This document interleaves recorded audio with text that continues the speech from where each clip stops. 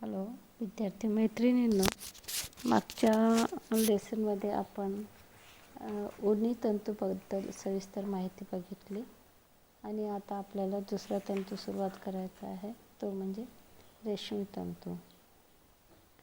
आता रेशमी तंतू हा दुसरा नैसर्गिक प्रथिनजन्य तंतू आहे आणि या रेशमी तंतू जो आहे हा तंतू प्राणिज तंतू आहे की जो प्राण्यापासून आपल्याला मिळतो. आता या तंतूमध्ये आपण पाहतो की हा तंतू अतिशय तलम, लांब, चकाकणारा, गुळगुळीत, चमचमीत आणि सुंदर असल्यामुळे हे सगळे गुणधर्म या तंतूमध्ये असल्यामुळे या तंतूलाच वस्त्रसम्राज्ञी असं म्हटलं जातं. म्हणजे सगळ्या वस्त्राची राणी किंवा वस्त्रसम्राज्ञी याला म्हटलं जातं. या तंतूचा शोध जो आहे तो 2600च्या काळात, इसवी पूर्व 2600च्या काळात चीनमध्ये लागला आणि हा जो तंतू आहे या तंतूचं जे काही तंत्र आहे हे सुद्धा चीनमध्ये विकसित झालेलं आपल्याला दिसून येतं. साधारणपणे 2000 वर्षापर्यंत चीनने हे जे तंत्र आहे रेशमी तंतू तयार करण्याचं हे गुप्त ठेवलं, परंतु नंतर हळूहळू याचा 3000 वर्षापासून याचा जो तंत्रज्ञान आहे किंवा याची जी रेशीम निर्मिती जी आहे ही सर्वत्र होऊ लागली. आजही आपण पाहतो की भारतामध्ये साधारणपणे ज्या रामायण, महाभारत इत्यादी सिरियल जर तुम्ही मनपूर्वक पाहिलं तर तुम्हाला असं लक्षात येईल की या पात्राचे जे कपडे आहेत, तो पेहराव जो आहे तो रेशमी तंतूपासून बनलेला आपल्याला दिसून येतो. आता हा जो रेशमी तंतू जो आहे या रेशमी तंतूचा उत्पादकच चीन हा देश आहे आणि याच्याशिवाय आपण पाहतो की जगामध्ये सगळ्यात पहिल्या क्रमांकावरती हा जपान हा जो देश आहे, हा देश सर्वात जास्त प्रमाणामध्ये उत्पादन घेत असलेला आपल्याला दिसून येते. याच्याशिवाय चीन, Korea, Bharat, Brahmadesh, Iran, Russia, Lebanon, Syria अशासारखे देश जे आहे, थायलंड, इटली, स्पेन याच्यामध्ये सुद्धा रेशमी तंतूचे उत्पादन जे आहे हे खूप मोठ्या प्रमाणावरती घेण्यात येत असलेले आपल्याला दिसून येते. आता भारताचा जर विचार करतो म्हटलं तर भारतामध्ये कर्नाटक, आंध्र प्रदेश, तामिळनाडू, पश्चिम बंगाल, आसाम, मणिपूर या राज्यामध्ये रेशमाचे उत्पादन जे आहे हे फार मोठ्या प्रमाणावरती घेण्यात येत असलेले आपल्याला दिसून येते. याच्याशिवाय काश्मीर, हिमाचल प्रदेश, उत्तर प्रदेश आणि नागालँड या ठिकाणीसुद्धा रेशमाचं उत्पादन जे आहे हे उत्पादन होत असलेलं आपल्याला दिसून येते. आता रेशमी तंतू जो आहे हा रेशमी तंतू याचा जर आपण विचार करतो म्हटलं तर आपल्याला असं दिसून येतं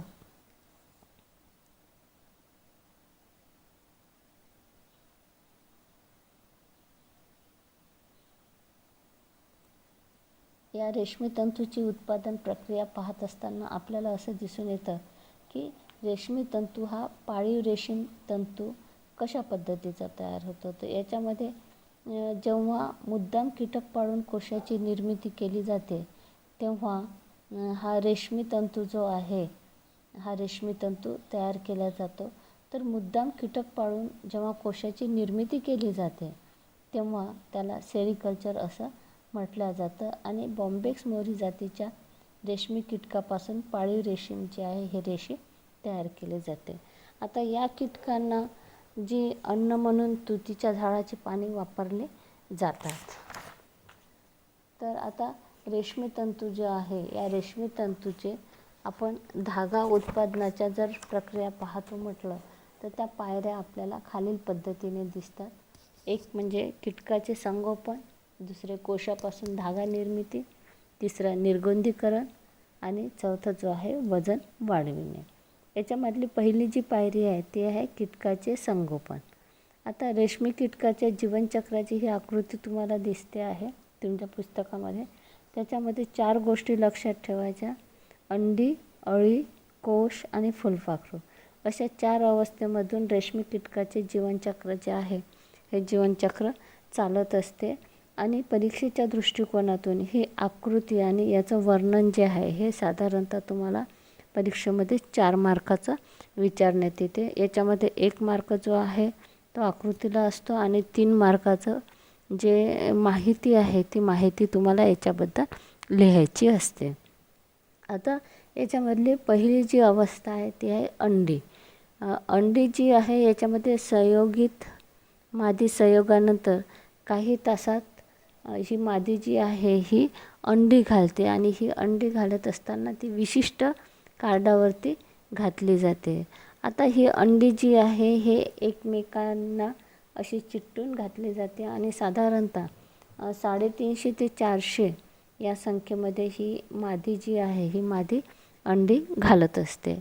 त्यानंतर ही अंडी जी आहे खाकसीचा दाणा ज्याप्रमाणे असतो लंबगोलाकार त्या पद्धतीने या अंडीचा आकार जो आहे तो असलेला आपल्याला दिसून येते. त्यानंतर दुसरी अवस्था आहे अळी. आता अळी या अवस्थेमध्ये काय होतं की साधारणतः 10 ते 12 दिवसाने ही जी अंडी असते ही अंडी फुटतात आणि त्याच्यामधून अगदी बारीक बारीक सूक्ष्म मुंगीच्या आकाराच्या केसाळ अशा अळ्या ज्या आहे ह्या अळ्या त्या अंड्यामधून बाहेर पडतात. बाहेर पडल्यानंतर जन्मताच ही अळी जी आहे ही खूप खादाड असते आणि त्याच्यानंतर तिला तुतीची पानं जी आहे ही पाने खायला दिल्या जाते. या अळीचा वाढीचा जो वेग आहे तोही फार जास्त असतो आणि एका दिवसामधून साधारणपणे 5 वेळा तुतीच्या झाडाची पानं जी आहे ती पानं त्यांना खायला दिली जाते. त्यानंतर 4 वेळा ही अळी काट टाकते. तिची याच्यामध्ये पूर्ण वाढ होते आणि 3.5 इंचापर्यंत तिची लांबी जी आहे लांबीची अळी जी आहे ही अळी तयार होते. आता ही जी अळी आहे ही तुम्हाला पुस्तकात दाखवल्याप्रमाणे अतिशय पारदर्शक असते आणि यासाठी तिला साधारणतः 20 ते 30 दिवसाचा एवढा कालावधी लागतो. त्याच्यानंतर तिसरी अवस्था आहे कोश. आता कोश जो आहे अंडी, अळी, कोश आणि फुलपाखरू ह्या ज्या 4 अवस्था आहे याच्यातली तिसरी अवस्था आहे कोश. याच्यामध्ये काय होतं की जी अळी असते ती अळी स्वतःच्या भोवती फिरते 8 आकारामध्ये आणि त्यावेळेस काय होतं की तिच्या मुखाकडचा जो भाग असतो त्याच्यामधून एक असा चिकटसर स्त्राव जो आहे तो स्त्राव बाहेर पडतो आणि त्याच्यामध्येच सेरिसिन आणि फायब्राइन हे 2 घटक असतात.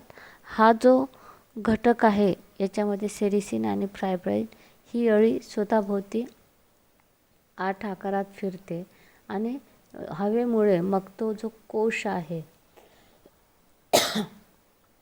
तो कोश पूर्ण होतो. याच्यासाठी साधारणतः 3 ते 4 दिवस राहते आणि त्याच्यानंतर साधारणतः भुईमुगाच्या शेंगा एवढा आकाराची कोश जो आहे हा कोश तयार होतो आणि नंतर त्या कोशामध्ये ही जी अळी आहे ही अळी बंदिस्त होऊन जाते. पुस्तकामध्ये तुम्हाला कोशस्थ अळी दिसते आहे, कोश पण त्याच्यामध्ये दाखवलेले आहे. त्याच्यानंतर शेवटची अवस्था आहे पतंग. आता जेव्हा कोशस्थ कीटकाची वाढ होते तेव्हा पतंग जो आहे हा पतंग बाहेर पडतो. आता बाहेर पडत असताना हा पतंग जो आहे तो स्वतःच्या लाळेच्या साहाय्याने जो बंदिस्त कोश असतो त्या कोशाला छिद्र पाडतो आणि त्याच्यामधून तो फुलपाखरू नर किंवा मादी जे काय असेल ते बाहेर येतो.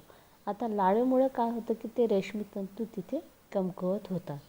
त्याच्यानंतर काही तासात या नर मादीचा परत संयोग होतो आणि मादी अंडी घालण्यास सुरुवात करते. साधारणतः 7 ते 8 दिवसांनी मादी तर 3 ते 4 दिवसांनी नर मरण पावतात व अशा रीतीने रेशमी कीटकाची जीवनाची अवस्था जी आहे ती पूर्ण झालेली आपल्याला दिसून येते. याच्या 4 अवस्था अंडी, अळी, कोश आणि फुलपाखरू ह्या तुम्ही आकृतीच्या साहाय्याने आधी काढा आणि नंतर मग त्याचं विश्लेषण लिहा.